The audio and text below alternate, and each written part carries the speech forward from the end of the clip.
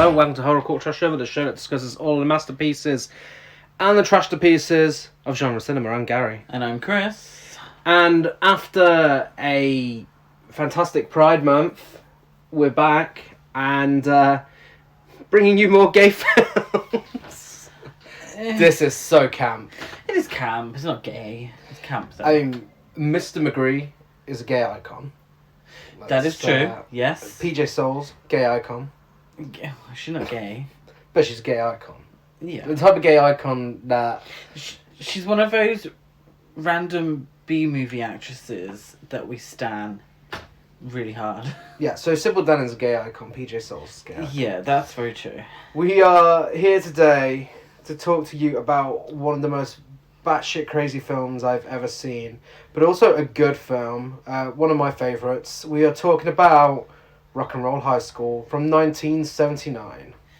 Yes. Wacky, I think is the word I would don't even use. think there's enough words to describe it. This... Oh, we might as well give up now then. Thank you for listening. I mean, it's fucking insane. I mean, you could only make a film like this in 1979. Yeah. Maybe the 80s. You know, it's... Well, anywhere where drugs were prevalent. Yeah, basically. I mean, this has absolutely everything you could want from it. Yeah. You know, yeah, let's just, yeah. Directed by Alan Arkush, who directed Hollywood Boulevard, Death Sport, Heartbeats, Get Crazy, Caddyshack 2, Rock and Roll High School 3, Shake, Rattle and Rock, starring Renée Zellweger, lots of TV shows and lots of music videos, and uncredited, directed by Joe Dante, who, of course, you may know from The Howling, Piranha, Small Soldiers, Gremlins, Matinee, etc., etc. That explains why Dick Miller's in the film. It does. It's an interesting name. Story written by Alan Arkush and Joe Dante. Screenplay by Richard Whiteley, who wrote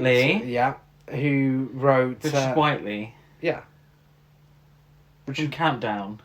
Probably not the same one. He wrote Pandemonium, episodes of Doubter House, Rosanna, Millennium, and lots more, including Recess. Now, it's funny because... He wrote episodes of Rosanna. He did. The fuck's Rosanna? I know the name. I think it's big in America. Did you mistype Roseanne? I swear it's Rosanna. Oh, there might be a show called Rosanna.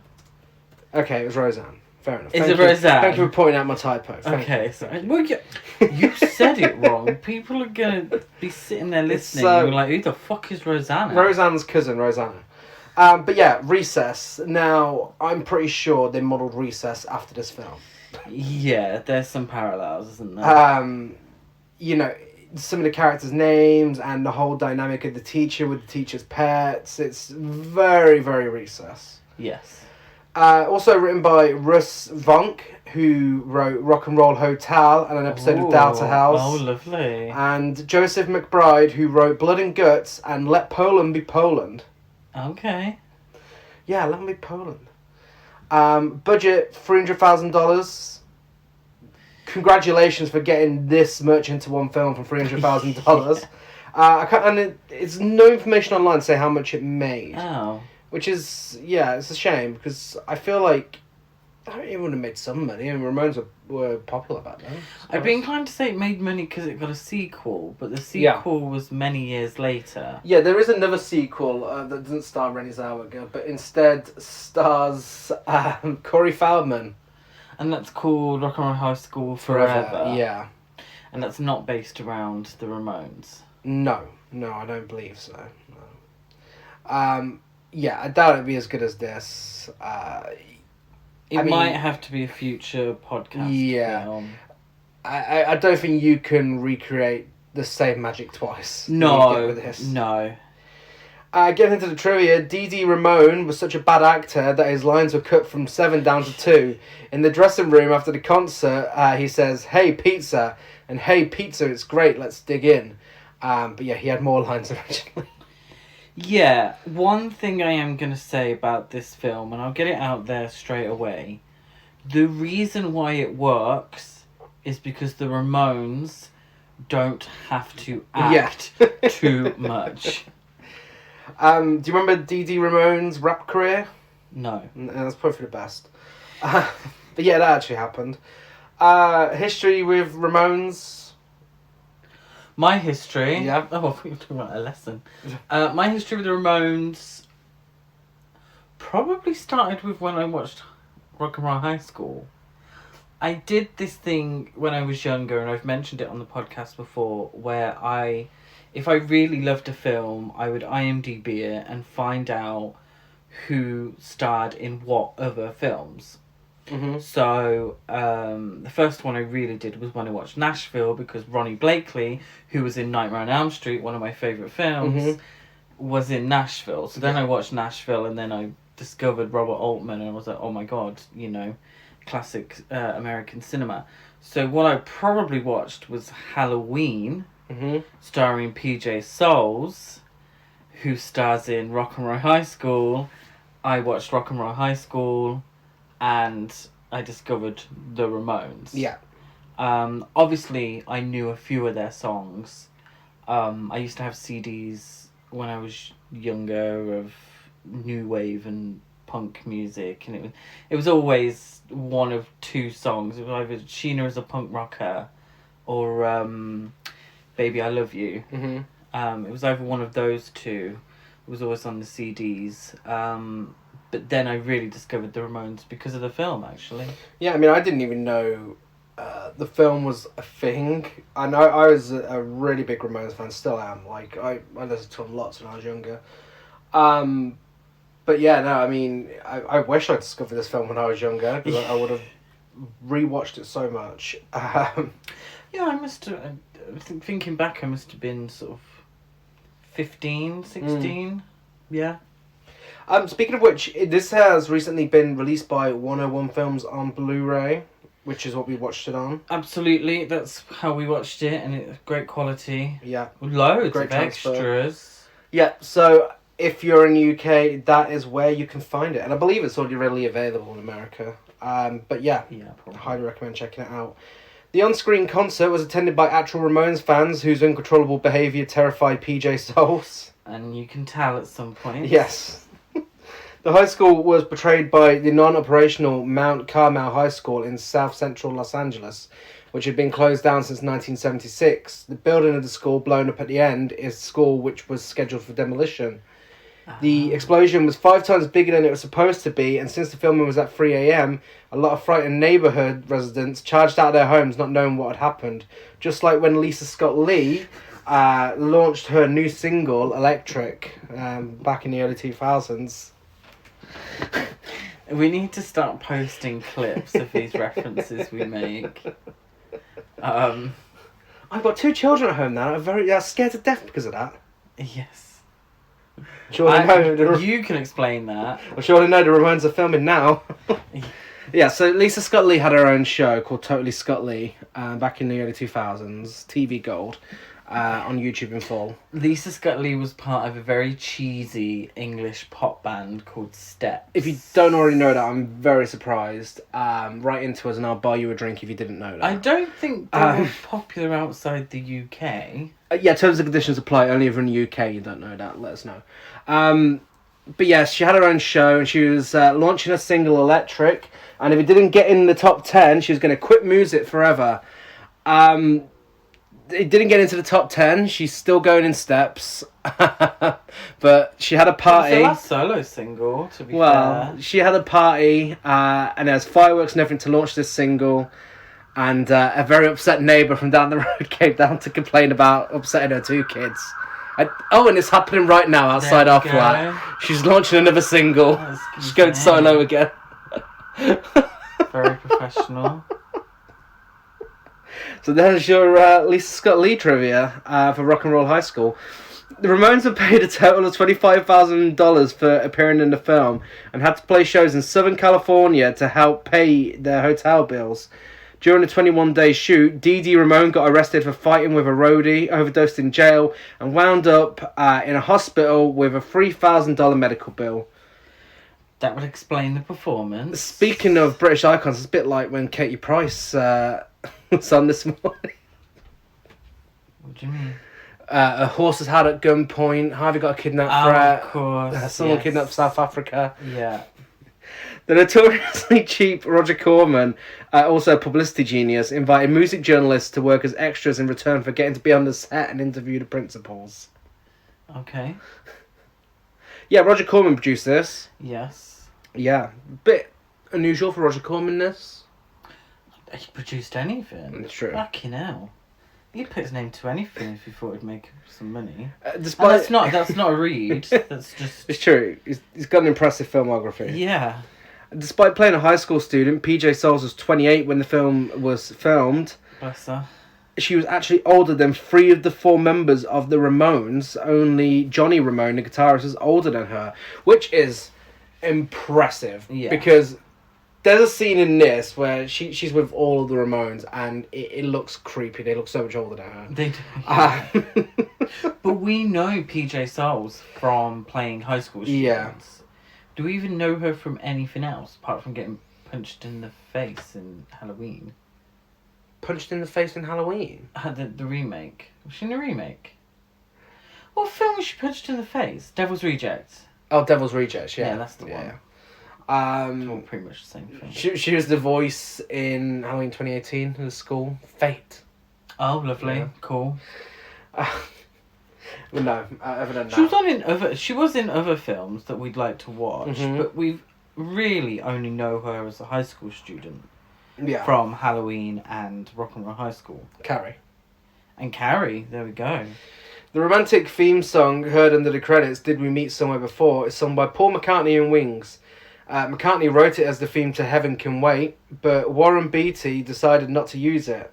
Alan Arkush, the director, then swung a deal whereby he was able to use the song for only $500, provided that McCartney did not receive screen credit.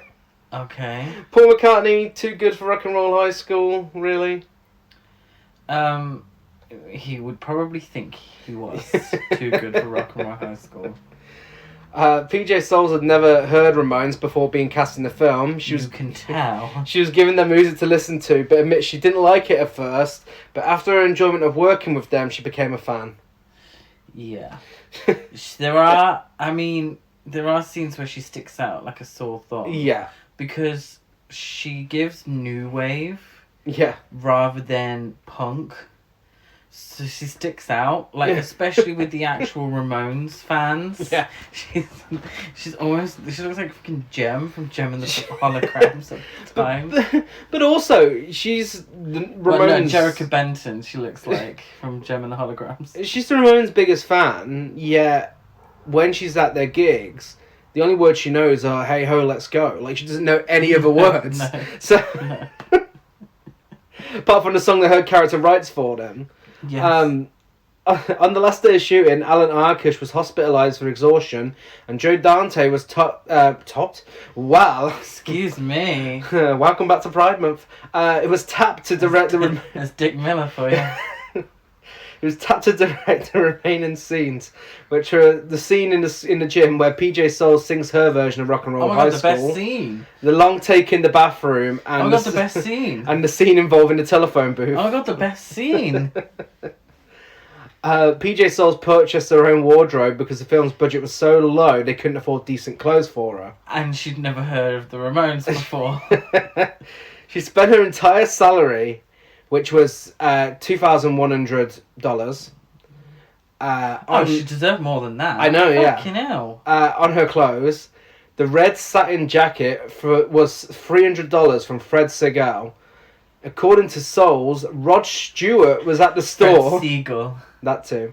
Rod Stewart was Steven Seagal. It could be his brother. Rod Stewart was at the store and wanted to buy the jacket, but she claimed it before him. Oh. I mean, absolutely good. Rod Stewart, what a fucking nightmare. He was far too old for that jacket. I mean, he was far too old then. He's still alive now.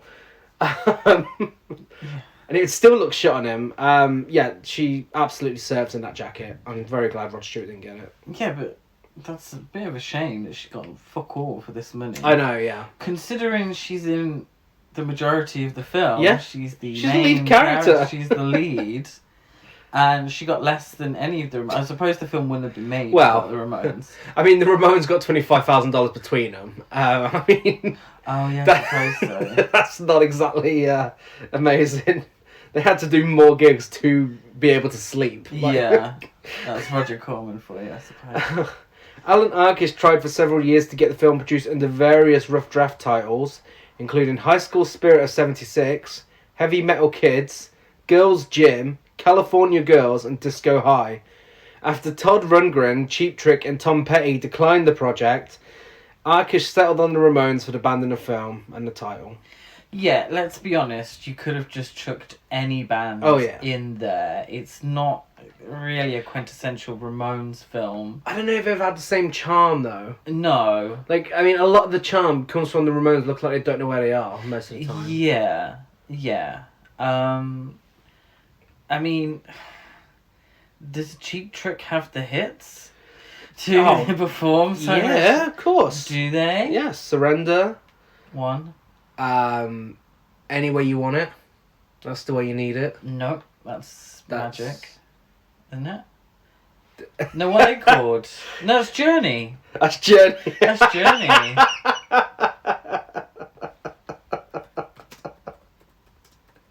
Okay.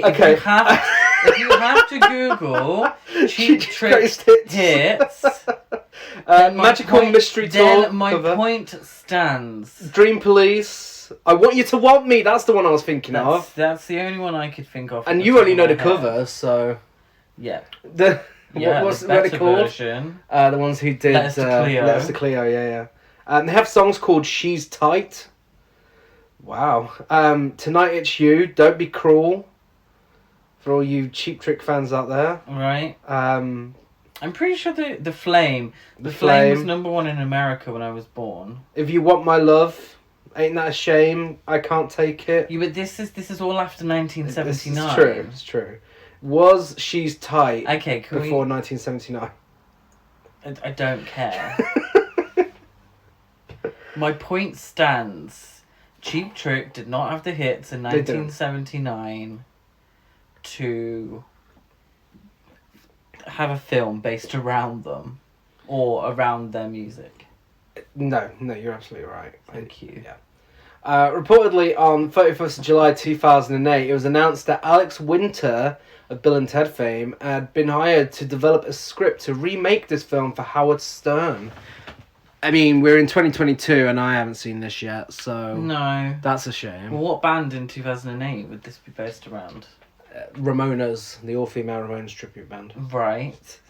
Do you think they've got the hits? Yeah, they've got all the Ramones hits. Okay. I mean, on a serious note, that would be amazing. I would absolutely be down for that. I don't know, Green Day? Green Day, that would work. Yeah. Yeah. Although I've seen Billy Joe Armstrong act and we don't do any more of that. Who's he acting? Ordinary World with Judy Greer. Okay. Yeah. Let's not talk about that anymore. I see. Getting into the film, Ramones fanatic and delinquent Riff Randall battles it out with the strict new principal of Vince Lombardi High School, Miss Toga, with help from the Ramones. Yeah. Also, this has given me Class of Nukem High. Yes. Yeah, that kind of low budget high school wacky film. The bit where they're trashing the school at the end, like I genuinely get that mixed up with Class of Nukem High. Yeah. There was a sort of slew of films, around that time that were basically school is shit. Yeah. And we need to start a revolution. Yeah, pretty much. Yeah. I think Class of 1984. Yeah. Class of Nukem High. I mean, I am upset that I wasn't around in the days when that was the biggest problem in the world. Yeah, I suppose so. Yeah, Riff Randall destroyed the school, but she was probably still a homeowner. Yeah, I thought you were going to say she's probably still a homo then. I was like, well, you know, with that jacket she No. probably was.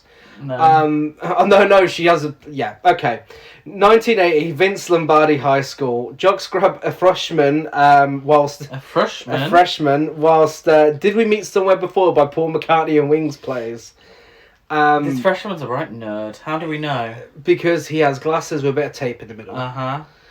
A nerdy girl tries talking to school hunk Tom, but he isn't interested. This is Kate, one of our lead characters. How do we know she's a nerd? Glasses. She has glasses. And Miss Evelyn Togar, Professor Webb's replacement, is introduced to the board of teachers at a meeting, and she tells them about how she has plans to make the school a better place. Yes, Miss Togar, Queen Mary Woronov. She's given me Countess Luann, the house down boots. She really is. She looks like her. She's, beautiful and statuesque like Countess Luann. I think you're doing Luann a disservice there, but okay. That's so what? That's so rude. She's made to look horrifying. No, but her face. She hasn't got prosthetics. But her face. But her face. No, she's a wonderful, wonderful actress. Yeah. She's in Night of the Comet. She was.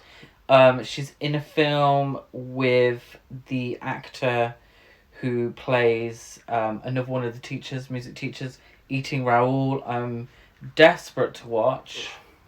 Absolutely desperate to watch. That was starring and directed by Paul Bartel. Okay. Who plays Mr. Mr. McGree, gay icon. Yeah. And he was a gay icon in real life as well. Of course. Yeah. That's not acting, hun. That is not acting. No.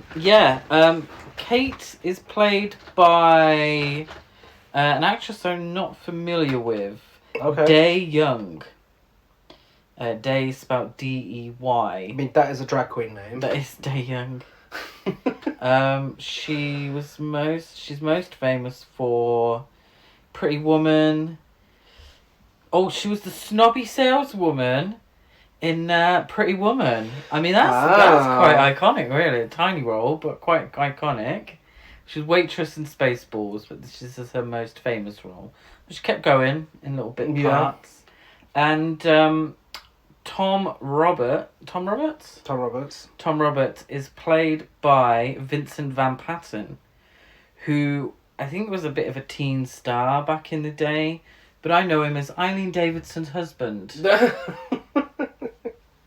As a Real Housewives of Beverly Hills fan, Eileen Davidson's husband. The one where Brandy accused Eileen of having an affair. But yeah.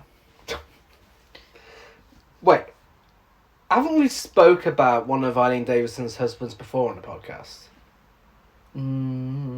Was he in another film we've done on the podcast? Vincent Van Patten? I don't think it was him. She only had one husband. No.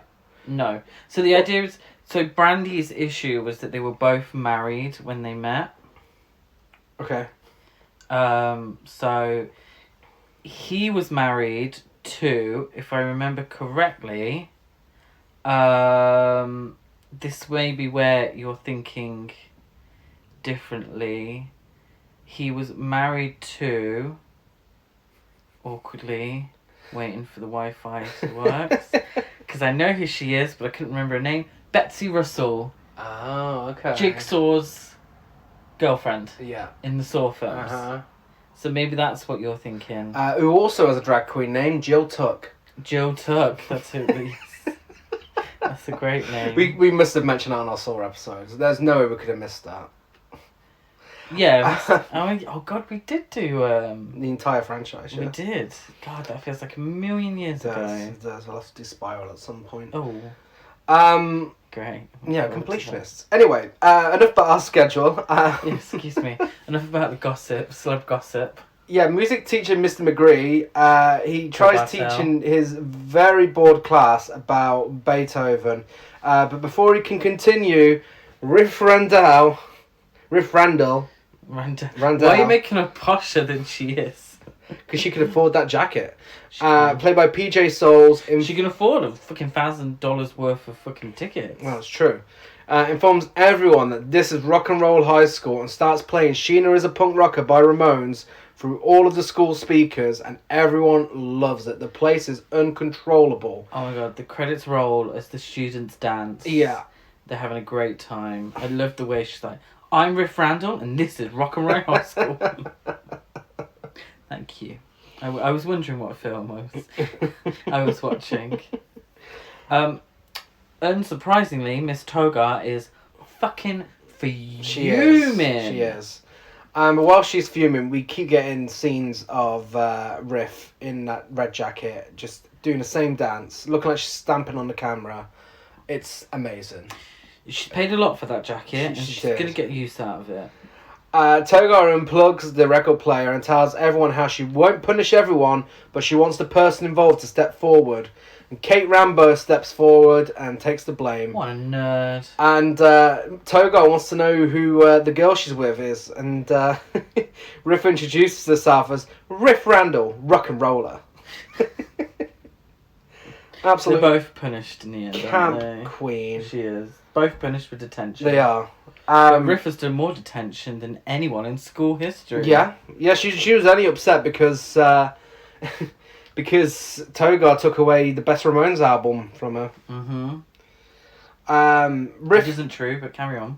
Kate isn't happy about having detention, though, is she? She's a good girl. She's a good girl. She works hard, and she's been led in the wrong direction by her friend Riff. Yeah. Tom makes his way through the school hallways with girls chatting him up. No. Tom, as captain of the football team, is horrified that none of the girls in the hallway, all dressed like they're going to Studio 54, have any interest in him.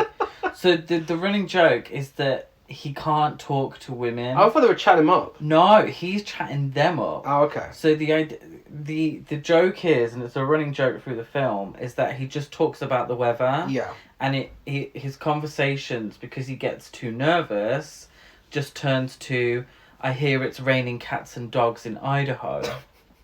So all the girls have been given this line when he gets nervous chatting to them, is that, I hear it's raining cats and dogs in Idaho. Uh-huh. It is Idaho, isn't it? It is, yeah. He wants to improve Idaho? How dare you? Did you just call me? He wants to improve his self-image and broaden his horizons, doesn't he? He does. He is captain of the football team, and he needs to not be such a dork. Yeah. He goes to the boys' bathroom. After Riff makes him realise he needs to get laid while she's listening to I Want to Be Sedated. He goes to the boys' bathroom to see Eagle Bauer, played by Clint Howard. And if you don't know what else Clint Howard has been in, then you need to stop listening now. This thing's amazing. He goes to the bathroom where everyone's smoking, whilst Smoking in the Boys' Room plays by Brownsville Station.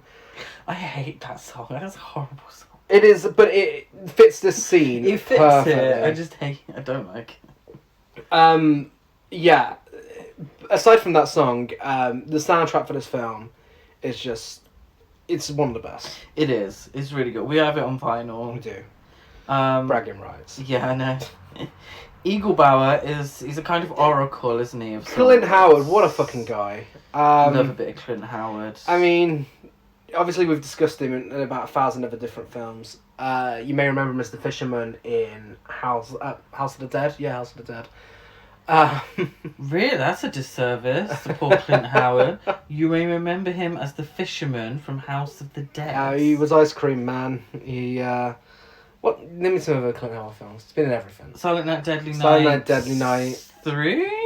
4? Oh, he was in 2, weren't he? He was in 4 and 5. Oh, of course he was. Yeah. Yeah. He's got a whole festival dedicated to him in America.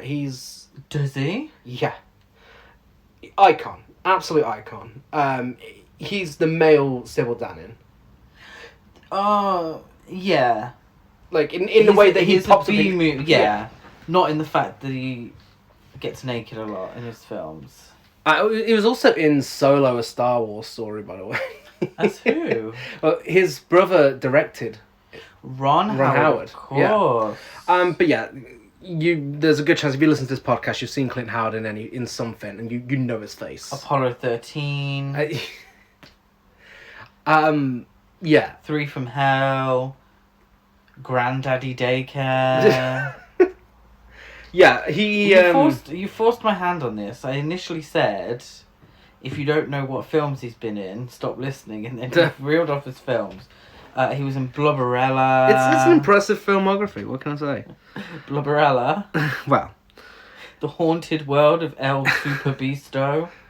Curious George 2. Night at the Museum 2. what the fuck? Why was he at Night at the Museum too? Cinderella Man as a referee. Fun with Dick and Jane. Wow. So yeah, he's been Beethoven's Fifth. He's been in a lot of big Hollywood productions as well, apparently. The Water Boy. He's just always available. Santa with Muscles. Okay, we remember Barbed that. Wire. Yes. So anyway, Clint Howard, icon. Fist of the North Star. I don't want to know what he does in that. Bigfoot, The Unforgettable Encounter. Okay, we could have just said remember him for when he gets oiled up and has sex in Silent Night, Deadly Night, and then everyone would have remembered. So he plays Mr. Eaglebauer. Who does? Clint Howard. Oh, Star of Evil Speak. He has a big role in Evil Speak. Yeah. He is dressed... I'm done, I'm sorry. He is dressed to impress. That is some outfit he's wearing. He's one of these people that doesn't age because he always kind of looked old. Yeah. You know, it kind of took a spike early on and just kind of stayed there. Yeah. Whereas some people age, you know, through the years. Other people age prematurely but don't continue aging. Mm-hmm. And Clint Howard is definitely one of those. You can describe what kind of character he is, please do, because it's so bizarre. he's a kind of oracle character who, along with his secretary, can help students with any problem that they have for a price. In this case, he's going to help Tom lose his virginity. Yeah. Eaglebauer, with a game show style voiceover, suggests that Kate is a perfect match. Tom only has eyes for Riff, though, but he'll have to pay big for her. There are so many drugs on this set. Also, the thing that hasn't aged well, there are quite a few moments in this film that haven't aged very well. Suggesting that he'd have to pay a bigger price to sleep with Riff, when Riff has nothing to do with this transaction, is something that hasn't aged particularly well. I just put, high school movies. His office is in the boys' toilets. It is. Stinks of piss and shit. Just thought I'd get that out there. In the boys' room. Yeah, so that happens. Gym teacher Coach Steroid. I didn't realise her name was Coach Steroid until I was looking at IMDb. She wants to know what Riff has in her ears when she's listening to her Walkman. And Kate has her back and tells her it's an hearing aid. And she pretends to be deaf. But Kate is worried that Riff will just get into trouble for continuing to listen to her Walkman. To which she says, oh, come on, she doesn't even know why the Beatles broke up. She didn't even know that the Beatles had broke up. No, she said why. She said that. That's Well, either of them work. One of Togar's assistants sends a paper plane flying through the entire school to get Mr. McGree. They're very much given... they are hall monitors, aren't they? They are hall monitors. But they are given very much... Where's your pass? Yes. He takes one... They also take one to Coach Steroid directly. Tolga then holds a meeting with McGree and Coach Steroid. Because they couldn't afford too many extras to play teachers. So there's only 2 teachers in this school. She informs them how rock and roll is changing the students and goes on to show them an example of how it affected a mouse. The mouse got himself a nice leather jacket and played electric guitar really loud and got a bit horny. Yeah, her issues that the after listening to rock and roll music, the mouse started wearing a leather jacket and sunglasses, wasn't keeping his cage tidy, and was living with another mouse out of wedlock. Yeah, I don't think I need to say in a bizarre series of events. This entire film is a bizarre series of events. Yeah, it is. The mice come back. Yeah. They are big characters in this film. Toga's hall monitors bully the nerdy guy next, don't they? They do. And he says they give him some sort of whatever it is, like points or something. I don't understand what the system is. But for being out of class, getting his books, and he's like, "Why would you give me, points on whatever?" He said, "'Cause you're ugly." I was like, "Oh my god, oh, that's so mean." I can't imagine if I was like a kid in America watching these kind of films, you would think high school was just a horror show. Imagine if you wore glasses. Imagine if you wore glasses and you watched all these films before going to high school. You're like, oh my god, I'm going to die at high school, all because I'm wearing glasses. Yeah. That kid gets bullied. And Kids get bullied. They decide to go and spy on the girls in the gym class. Yes. Where Riff informs everyone that she's wrote a new song for the Ramones and goes on to perform Rock and Roll High School for everyone. Classic. Yeah. Groundbreaking. She's a stunner. Yeah. She performs so well. It's a great song. She's a songwriting genius. She is. And I just love it. It's campus tits. It is. It's ridiculous. But like, it's kind of like really cool as well. Yeah. Do you know what I mean? In that really 70s way. Like, yeah, I love it. I love it. Yeah. Favourite scene of the film? No. No? I mean, well, for the right reasons, yes. In a cinematic sense. Oh yeah, it's my favourite scene of the film because it kind of encapsulates what the film's about. Yeah, it's my favourite good scene of the film. My other favourite scene involves PJ Souls and the Ramones in her bedroom. Oh yes, we'll get to that. Yeah. Togar makes Mr. McCree and Coach Steroid listen to Teenage Lobotomy by Ramones while showing the effect it has on a mouse. She turns the volume up to 11 and makes the mouse explode. Did you see what the thing was? I didn't get them all down. No. But it was so the rating or the meter or whatever it is for volume went from Muzak to Ramones via Pat Boone, The Who, and Ted Nugent. Yeah. So apparently Ramones are louder than all of those. It's these subtle little touches as well that just really add to the film. Yeah, it's just silly, isn't it? It reminds me of a film that we watched recently, Better Off Dead. Yeah. And I think I've mentioned it before on the podcast, but just that kind of really wacky humour where just silly things happen and no one really reacts in a normal way to this. Like, well, that happens every day. Yeah, I can't believe that mouse has exploded. Togar's assistants grass up PJ Souls. You know their names, don't you? No, I don't. Hansel and Gretel. No, they're not. Their surnames are Hansel and Gretel. So stupid. That's even better. They tell her about the gym class performance, and Togar gets there after the song is finished, but she's still fuming because it looks like everyone's dancing when they should be reading books. Yeah, in gym class.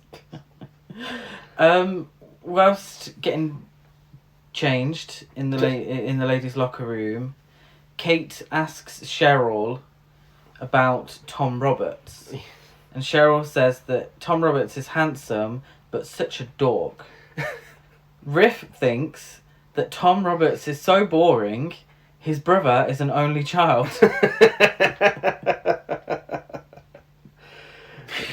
Well, Kate thinks he's a fox. Kate thinks he's a fox. Who does Riff think is sexier than Tom? Riff prefers Joey Ramone, and she's gonna skip class to purchase tickets to their concert for her and the girls. She thinks he's a stone cold fox. With all due respect, I love the Ramones. Yeah. But he's not the handsome leading man, is he? No, not quite. Which is where I feel like the script maybe was written for another band in mind. Come on. Every band in the 70s, their lead singers, would they have charted today? It's a difficult one because I do look back and there's some bands in the 70s and I look at them and with all due respect, I'm like, you wouldn't even get a recording contract these days. And we're seeing a shift in that, you know, but when I was younger, popular music, looks was a huge part of it. You know, they made a whole fucking show based around it called The Voice. Where they were like, we just want to hear the voice and not see, you know, what people look like. Mm-hmm. You know, and anyone who was over what was deemed as a normal weight, or a normal weight for celebrities or singers, you know, was given the fat person who can sing storyline. Yeah. On these shows, you know, and that's me growing up. That's what it was like. Although we were growing up whilst Oasis got famous. Oh, totally different from that. Yeah, that's true. But then, I mean, you gotta be at least somewhat handsome to bag Patsy Kensit. You gotta have some sex appeal. I'd hope so. But yeah, not to sound harsh, but Joey Ramone. It's not the one. Yeah, he's... Let's be honest, though. I think there was a lot of drugs, and it showed. The Ramones have just never been an attractive band. No. I mean, they're not sex symbols, are they? No, it is a weird. I think one, that's part of their appeal. Though. I think that's part of their thing. It's like, we're outcasts, we're weirdos, we're not attractive. You know, we're Ramones. Yeah, it is. That's why I relate so much. It's kind of the weird thing where it's like, you're punk, so your whole thing is that you don't care. Yeah. But then there were some punks who like really put a lot of effort into it. You're like, is that punk? Like, it's a bit of a paradox, isn't it? So like, isn't the whole point of being a punk not caring? But then you kind of have to care to make yourself look like a punk. Or people aren't going to realise you're punk. Yeah, that's a whole other subject for another episode. But what is real Which punk? is why the real punks are the ones who, you know, the gay punks who, you know, like... Mr. McGree. Jane County, who was just like, I don't give a... You know, Divine. Mm-hmm. That's who I would look at as punk. Yeah. You know, I don't give a shit. You know, I will look and dress however I like. You know? Yeah. Riff plans to skip classes so she'd go and see the Ramones and give them her songs. She waits in line for 3 days to get tickets. In the meantime, Kate takes random notes from Riff to Togar. Do you have them down? No, I haven't. The confusing part with this 3 days of queuing, I don't think anyone actually joins her in the queue. And they do eventually. But it's at least like 2 days later. Like, it's literally on the last day. So the first 2 days were completely pointless. Because there's no one else in the queue. Yeah. You ever queued up to get tickets for someone 3 days? No? No. I also don't Are we going to when Madonna tours? Okay, in 2022, I don't think anyone queues up. They just hit refresh and then have a meltdown when their tickets are in the basket for only 30 seconds and then they disappear. On that note, if anyone's got spare Sugar Babes tickets... Oh my god, we should have done it for Sugar Babes. We didn't know we had to. Queued up outside Muttia's house. Please, let's go. But yeah, if anyone... We'll do it and name the episode after you. To Sugar Babes in Manchester, you know, I'm willing to pay going rate. We'll record you exclusive episodes. We'll do a top 10 Sugar Babes episode and send it to you. Don't say that. We'll do a live episode. We'll never... Cold hard cash, darling. We'll give you cold hard cash. Yeah, so Riff's parents have apparently died, and so has a goldfish. Yeah. On all of the letters. Those notes. Yeah. No, I got parents and a goldfish. Poor Gits died. Kate goes to see Igor Bauer. Oh wait, did you also notice what she reads to keep herself entertained? Gabba Gabba Gazette. The Gabba Gabba Gazette. Yeah, she has all sorts of Ramones memorabilia with her. I don't think she takes a bag. They're just all in her pockets, apparently. Yeah, deck chair, all that bit. It's 3 days though. There's only so many times you can read the Gabba Gabba Gazette. Kate goes to see Igor Bauer. All the boys cover their eyes when she walks through the bathroom. They do. She tells him that she wants to go on a date with Tom Roberts. So, I will say, because this is fucking insane. Igor Bauer, in a bizarre series of events, drives her to Tom at the side of a road somewhere, and he tells them the first lesson is necking. The place, Lover's Lane. The reason, you're young.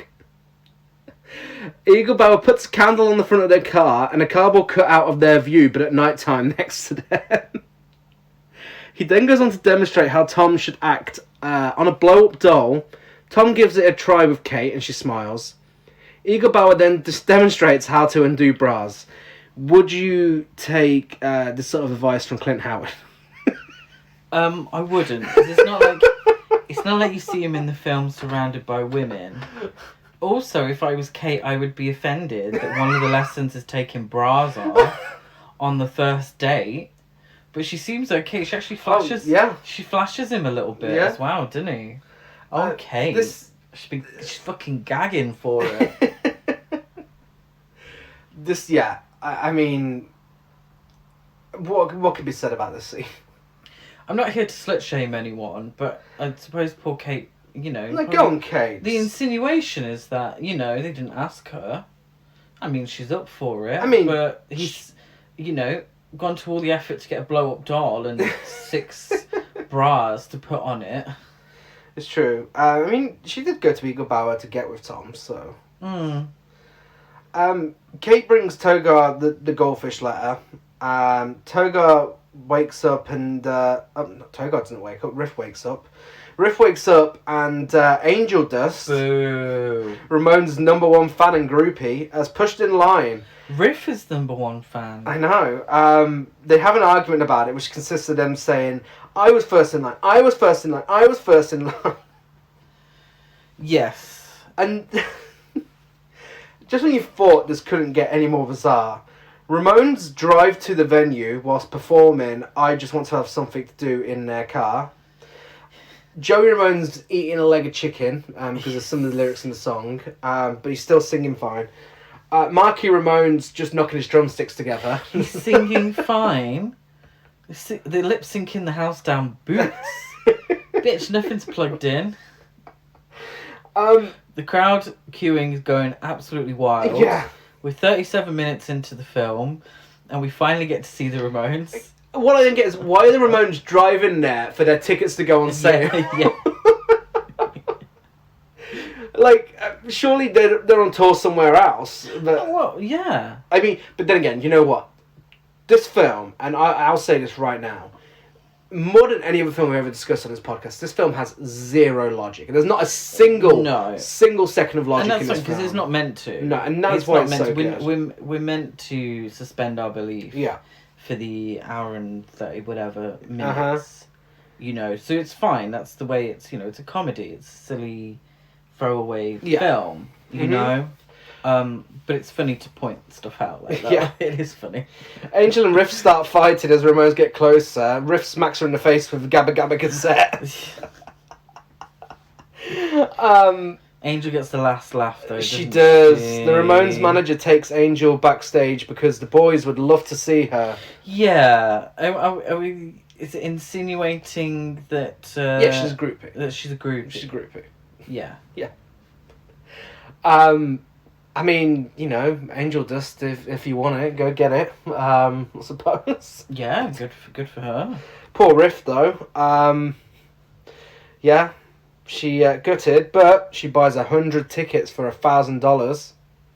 She does. I don't know where she got $1,000 from, because she hands them out as gifts to everyone at the school.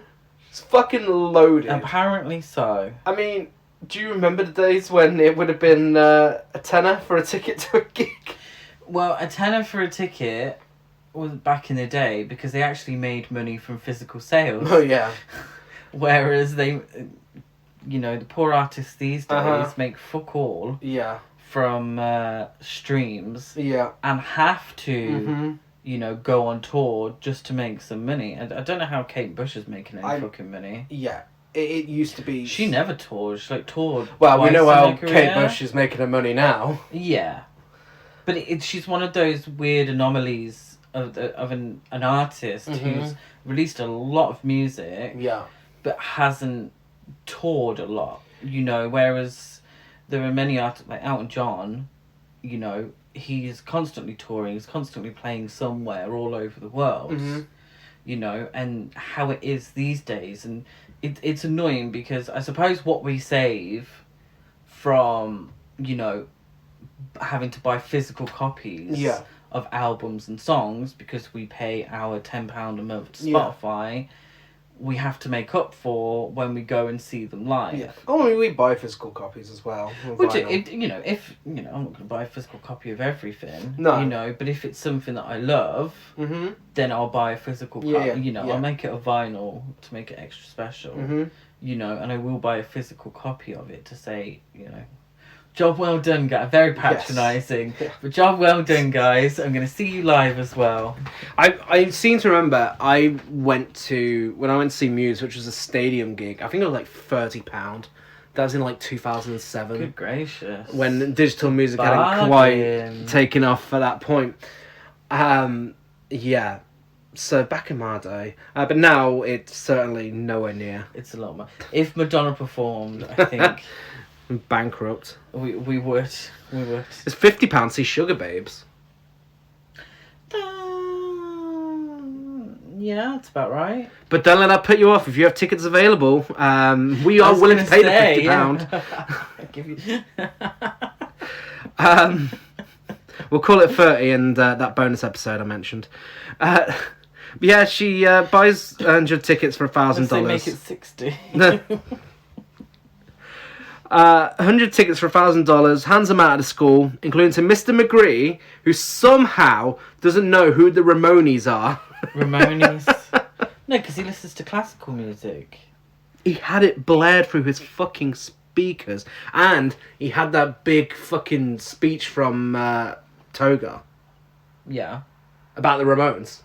But he's never seen it written down. Well, yeah. He's surprised that all the students interested going to a concert. He can't believe it. Yes, so please, bless him. Toga has a meeting with Riff and Kate, tells Kate how disappointed she is in her, tells Riff she knows she was lying, brings her goldfish to the office, and has her assistant steal Riff and Kate's tickets from them to give to charity. Yes.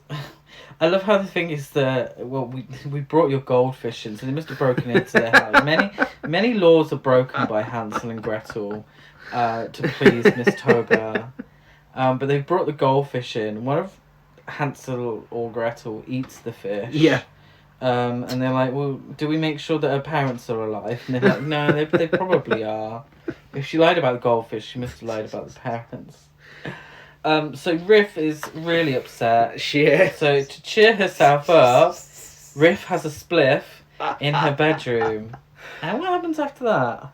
In the most bizarre series of events we've ever discussed on this podcast, she puts on Road to Ruin on vinyl while she's smoking a joint. I Want You Around starts playing.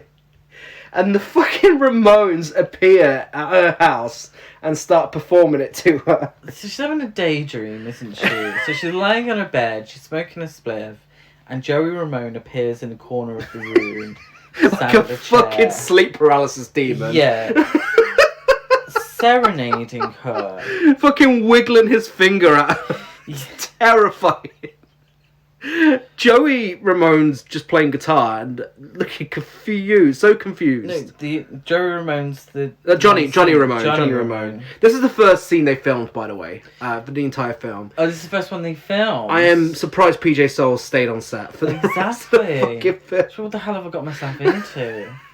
Because then suddenly she's in her bra and knickers. Whoa! Before that, Whoa! Before what? Joey climbs onto her fucking bed and starts singing it into her mouth. Johnny Ramone is still awkwardly playing guitar and watching.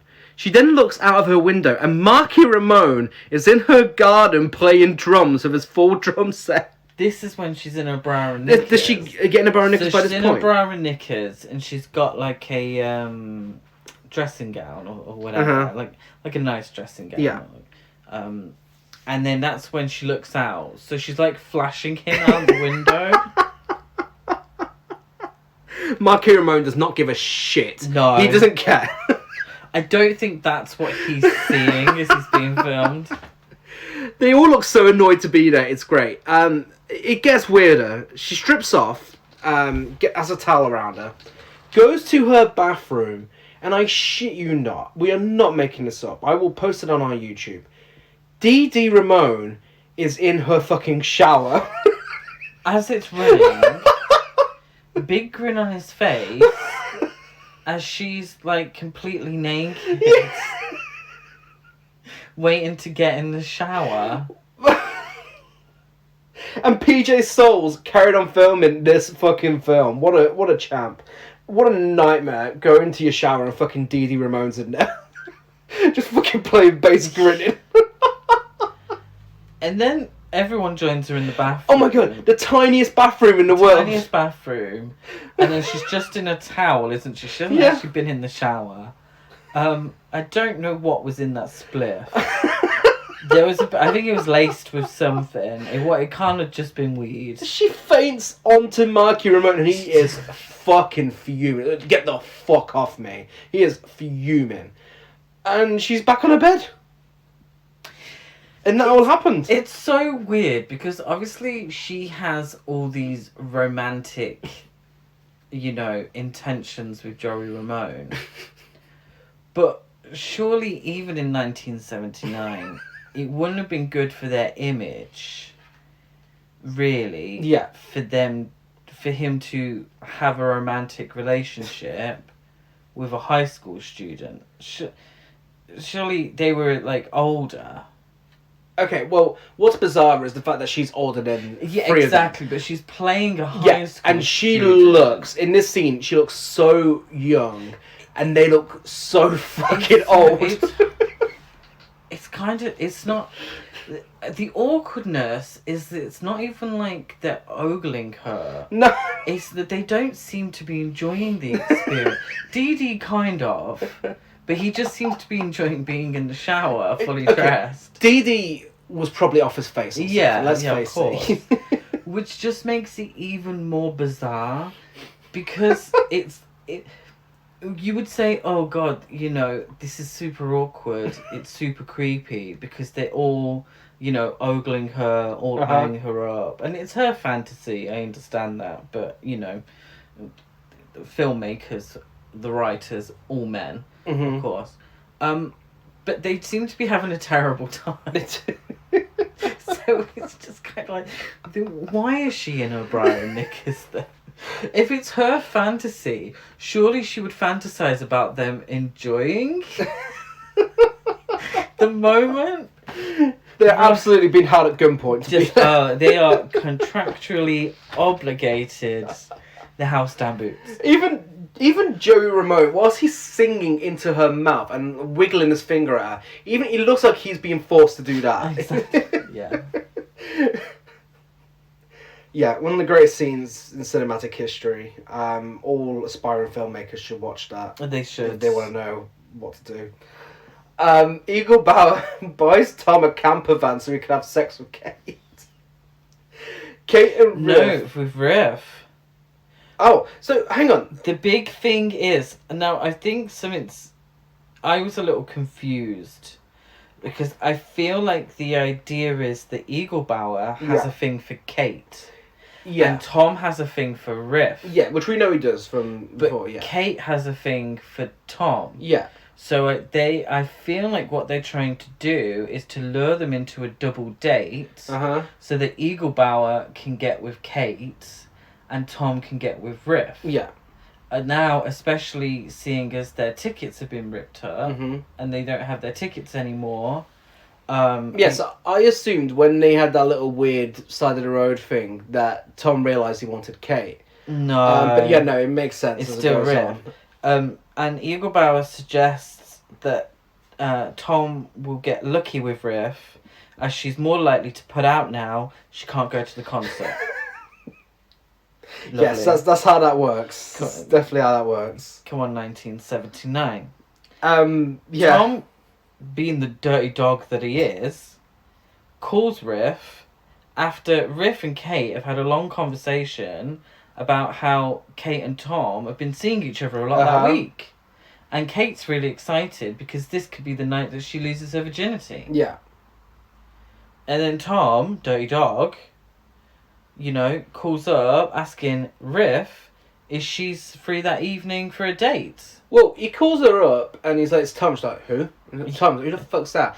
And he's like, oh, I talk about the weather. She's like, oh, that Tom, seriously.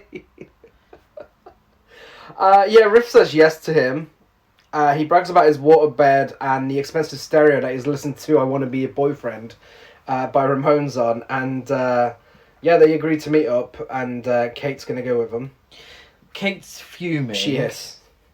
Rightfully so. Rightfully so. And then Riff says it's a joke. Yeah. But it's kind of like a weird joke that's meant to get Kate and Tom closer. And I've got in my notes, like, how does that work? It's like, oh, I'll take care of Eaglebauer. And wow, PJ Souls, you really are taking one for the team. And is Kate not upset that Tom seemingly isn't interested? Like, she's upset with Riff, but she's not actually ever upset with Tom. Despite Tom true, it's very strange. Blowing her off. Their relationship is weird. It's weird. It's like they were like, well, we can't have Joey and Riff having a romance, but we need to throw a romance in there. Why don't we just put this random nerd and jock thing together? Yeah. Yeah, so Tom thinks she's being serious. He's like, well, hey. And he's like to Eaglebauer, oh yeah, we're getting it on tonight with those two. And they're like, we have to take it in turns on the waterbed. On the waterbed, Lovely. Meanwhile, luckily for Riff, though. Well, meanwhile, Riff tells Kate how sexy Joey Ramone is when he's eating pizza. The only thing he eats. The only thing he eats. Riff and Kate hear a competition on the radio, just like in Jingle All the Way, to win Jingle All the Way. 2 free tickets to the Ramones gig if they can answer which album Questioningly is on. They rip someone away from the fucking phone booth, nearest phone booth. He's asking someone to marry him. Yeah. With holding the ring. Holding the ring. And he drops the ring and it's like, you're asking someone over the phone? Why do you need to have the ring in your hands? They can't see it. She calls up Screaming Steve's radio station and tells him it's on Road to Ruin and she wins the tickets. They tell Tom they've been in a horrible car accident even though they've just announced on the radio that they've won. Yes. Tom is fuming. He is. But who cares? Because it's concert time! Yeah, Mr. McGree arrives dressed like an absolute fucking camp icon. Yes. He is serving fashion. The doorman thinks he's at the wrong place. He just, yeah. Very harsh. A giant mouse. We're not getting our words mixed up. We haven't had a gas leak. A giant mouse shows up and is almost turned away because of all the mouse explosions recently. But the mouse puts his headphones on and then he's allowed in. He's got a leather jacket. He looks like a biker mouse from Mars. A biker mouse from Mars. Yeah. Riff and Kate arrive. A guy tells Riff she's got a nice ass. She's like, oh, thanks. That's Kate. Oh, was it Kate? I thought it was Riff. Kate deserved that compliment. She did. She's just been ditched. She's been ghosted. What are they wearing?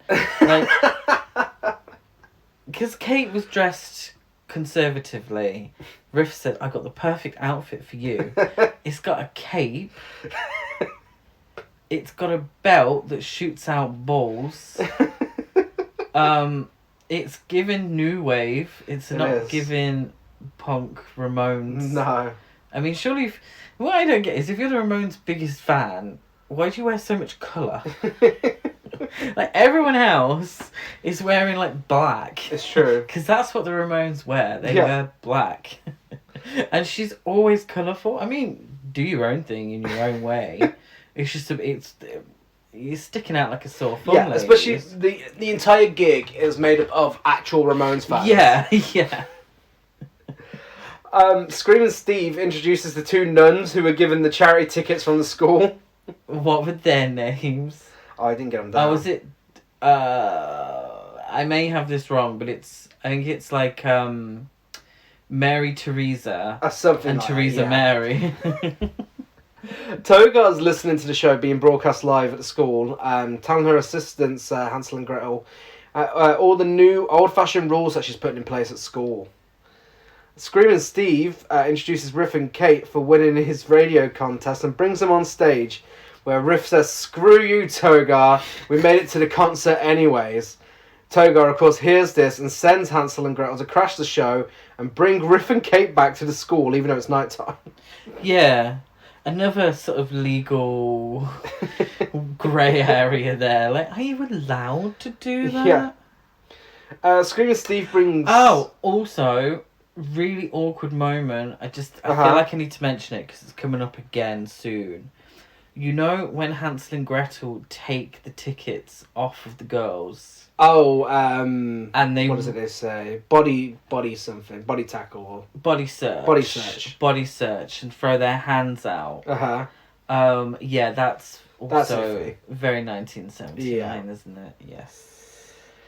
Screaming Steve brings Riff and Kate backstage, but the Ramones manager asks Angel to take them back to their seats. What fucking seats? I know, yeah. Before asking Steve for more airplay, even though he already plays Ramones once an hour.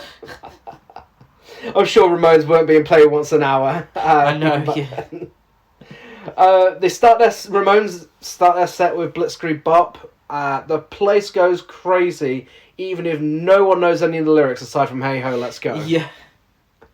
But from now on, it kind of epitomizes what makes the film work. Yeah. Is that the Ramones are, for the most part, allowed to do what the Ramones do best. Uh-huh.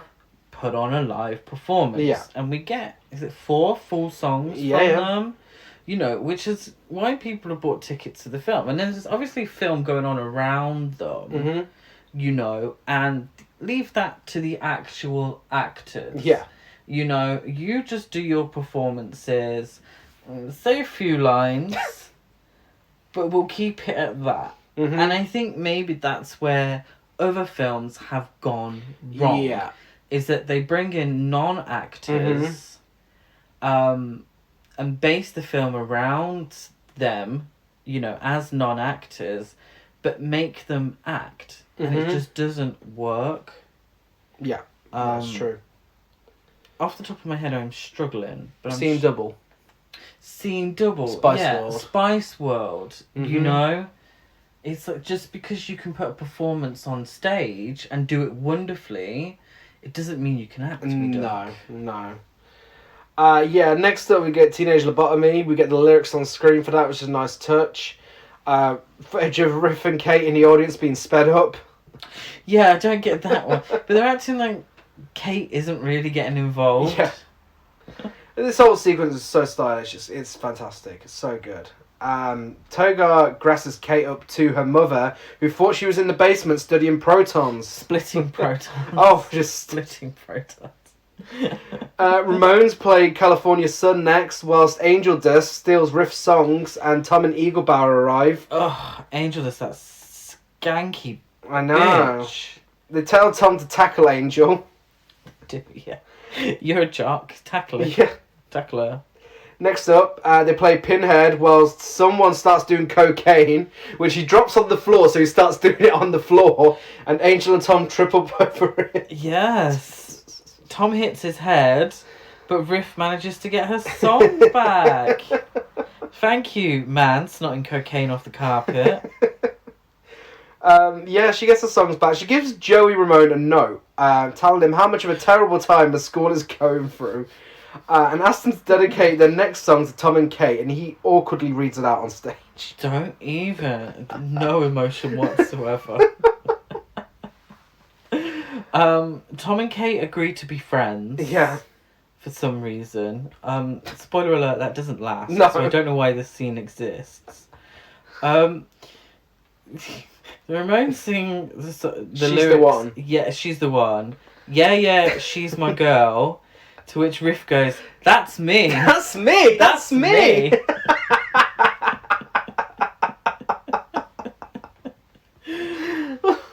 Hansel and Gretel turn up looking for Riff and Kate. They can't find them, but they find angel dust in the bathroom. And they say, oh, have you seen 2 high school girls? And she says sarcastically, yeah, I'm hiding them, clearly. And they were like, body search. Yeah. And run towards her. And it's kind of, again, you know, like very 1979, that Angel Dust, as the villain of the piece, gets punished with unwanted grabbing from Hansel and Gretel. Luckily we don't see it, but it's like, oh, okay. Riff manages to get backstage finally. Yes. And gives Joey her song. He says, hey, it's Riff Randall, our #1 fan. Yeah. And she says, he remembers me. And then the manager says, this is the big time, girlie. This is rock and roll. Yeah, what is the manager's problem? Joey's made to eat healthy food instead of pizza. He's not allowed any pizza. No. He's like wheatgrass. Yes, yeah. The rest of Ramones and Riff are eating pizza now. She takes a piece of pizza home with slice of pizza, excuse me, slice of pizza home with her to keep. Yeah. As a souvenir. The next day, Miss Togar has gathered the parents to the school to burn the Ramones records. Yeah. Which she does. I mean, she tells the whole school how terrible Riff is as well. Yeah. She burns all the records, and she informs them all they have detention for life, but everyone starts rebelling as School's Out by Alice Cooper plays, and the Ramones arrive at school. Yeah, so Joey had promised that if he liked the song, he would turn up at the school the next day to perform it for the school. So he must have liked the song, which, thank God, because the whole film's named after the song. And they turn up. What does Miss Togar say to the... Do your parents know you're Ramones? Johnny Ramone pokes her in the ass with his guitar, and Marky Ramones puts a kick me sign on her back. Riff starts playing High School by MC5 over the speakers, whilst everyone trashes the place. She has a dance with Mr. McGree. Oh my God, he is living his best life. This is his coming out scene. This is his coming out scene, because he's pretty much, you know, if you just moved him to a leather bar, this is Al Pacino in Cruising, finally realising that he is a leather daddy, and he's ripping his clothes off, Mr. McCree. He's got a Ramones t-shirt and crop top. He is giving it all, and I'm living for it. Riff's like, yeah, come on, fat boy, you got sexy legs. Did she call him fat boy?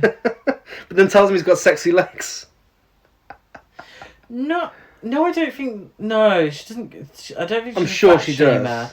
No, the Ramones call Hansel and Gretel fat boys when they're pushing them out the window. Oh, maybe I've got the dialogue mixed with subtitles. Well, I hope so. I'm like, oh no.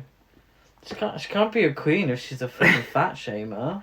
Well, Ramones, a bunch of students on a guy on a motorbike chase Hansel and Gretel. A worried mouse shows up because her kids are inside. Stop. It's fucking stupid. How much of the budget went on fucking mouse suits? There's some sort of naked foam party going on in the bathroom. There is, yeah.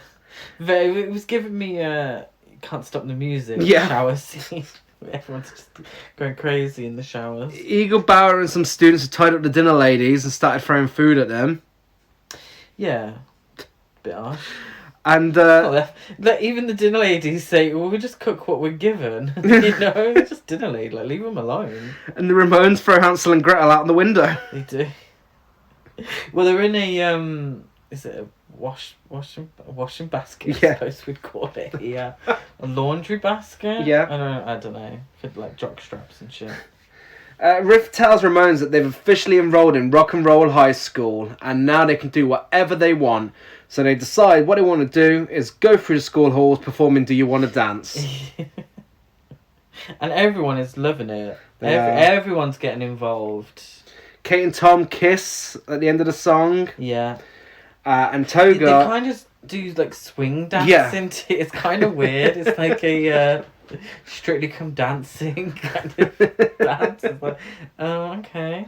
We all make choices. I mean, it's a cover of, like, I think it's one of the 50s, so maybe that's How to Win a Dance. Oh, okay. Yeah. Yeah, Toga wants to speak to Riff, and the police show up, including a police officer played by Dick Miller. Dick? That's an interesting name. Joe Dante regular, another icon, Dick Miller. Toga tells Riff how awful she is and that she'll only get a mark on her report for the rest of her life if she comes out now. Riff destroys her records with a chainsaw and throws it out the window. Did you not get the part where Dick Miller reads them to Phil? Yeah. He just calls the Ramones ugly. Yeah, that's slightly later on. Have I missed him? Ramones informed Riff that they're going to include Rock and Roll High School in their next album. Oh, yeah. And they did. They did. It's end of the century, isn't it? Yeah. Mr. McGree tells them he thinks they're the Beethoven of their time. Kate sets up a bomb. Yeah, Riff breaks the fourth wall and tells everyone what it's like being in schools run by principals and their administration. Oh. To which Ramones start playing Rock and Roll High School, and that's when Dick Miller calls them ugly, ugly people. Riff sets off the bomb, and the school is destroyed. Togar is put in a straitjacket, and Screaming Steve informs the audience that they need to give him a call if their principal is like Togar. And we get Rock and Roll High School again over the credits, and that is Rock and Roll High School. Rock and Roll High School. I know it sounds like a fever dream. It sounds like we've made every single bit of that up. But that is a real film that you can watch whenever. It's so weird. It's such a product of its time. With the choice of the Ramones and the whole film being based around the idea that school is shit. Mm-hmm. School will always be shit. It is, and you don't have to put up with it. No. So tell them to fuck off. Yeah. I don't think you would get a film like that now. No. I'm just thinking... All I can think of is Love Victor, when he's like so scared to come out, but like all the teachers are really helpful. And, like, only 2 students have an issue with it. It's like, oh, we've come a long way from a film like this, where it's like, school is shit. Yeah, I don't think this could ever be made nowadays. I don't think it could. But I'm so glad it exists. It is an absolute classic. And it really needs to be seen by as many people as possible. Yeah, it's one of those, you don't have to be a fan of the Ramones to enjoy it. No. It helps, but you don't have to be, because it's just it's fucking stupid. It's a stupid film. It's got stupid humour, which makes it a wonderful watch. Yeah. It's meant to be stupid. Yeah. Thankfully, the Ramones don't act too much in it because No. they can't act. With all due respect to them, they can't act. No. And they're not forced to act. No. They do what they do best. They have the odd line here and there, Uh-huh. which is, awkwardly hilarious. So that's fine. If it was the whole film they were trying to act, you'd be like, okay, I'm bored. Yeah. I'm fed up with this now. But they leave people to do what they're best at. Clint Howard's great. PJ Souls is great. Paul Bartel's great. The woman whose name I keep forgetting, Mary Warrenoff, is fantastic. Love her. I love the film. It's great. It's great. Has it aged the best? No. Does it need to? I don't think No, so. it's one of those, like a few films in the 70s, Pink Flamingos, where you can watch it from a 2022 perspective and it still doesn't ruin it. Like, the fact that it hasn't aged very well, it's easy. I mean, you can't look at it as anything other than a product of its time for the entire fucking film anyway. Exactly. Yeah, it's incredible. So good. Are any of the Ramones still alive? Marky Ramone is still alive. Really? He still tours playing Was he Ramone the songs. oldest one? No, I don't know. No, No. Johnny Ramone was. Oh, of course he was. Yeah, he still tours and plays Ramone songs. Oh, I see. Yeah. So if you enjoyed Rock and Roll High School, a few people were really excited on Twitter earlier. Yeah. I was discussing it. Yeah. So let us know on social media. We're Horror Cult Trash over on Facebook and Instagram. Horror Cult Trash on Twitter. I'm Dead at Gaz92 on Letterboxd, Gazmo205 on Instagram, and GazCruise92 on Twitter. I am Chris Barker 823 on Instagram and Letterboxd. And if you like what you hear, give us a rate, review, and subscribe on iTunes, like and follow on everything else, and a rating on Spotify. Next week, we will be back discussing something equally as bizarre as Rock and Roll High School, but not as well made and not as well acted. Absolute certified trashterpiece. We will be discussing the iconic Sextet. Sextet. I think probably more than any other film that I've seen, I've sat there and like, how did this get made? Yeah. Ridiculous. May West, in case anyone didn't know. May West. Like, yeah. No, I see. If you can find it, it's a bit hard to get hold of.